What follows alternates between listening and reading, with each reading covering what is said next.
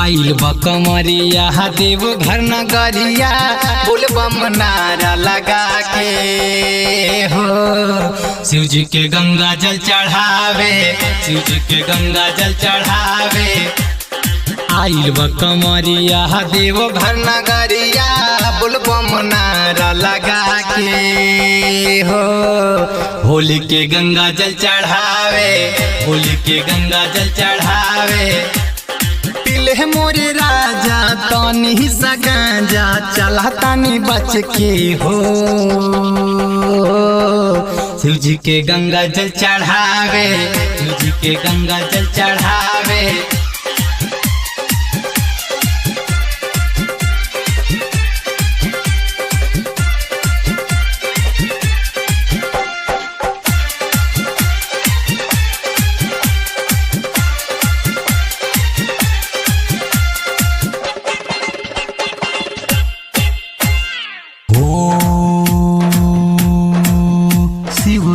भंगिया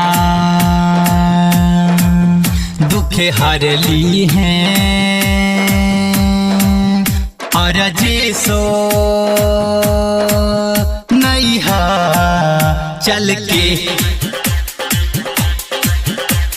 गेरुआ बकुरता गेरुआ बगमछा चला सब सज धज के हो।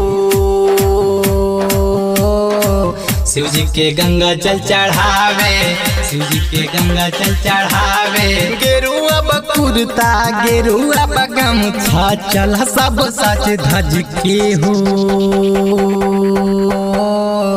शिव जी के गंगा जल चढ़ावे, शिव जी के गंगा जल चढ़ावे।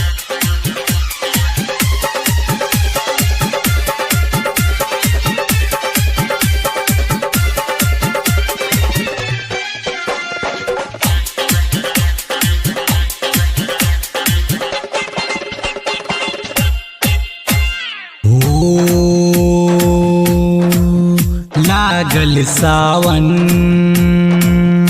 बरसे पावन रहिया चालब हम हूँ डट के। पांड विराट जागल बड़े आस गावेला भजनिया हंस के हो।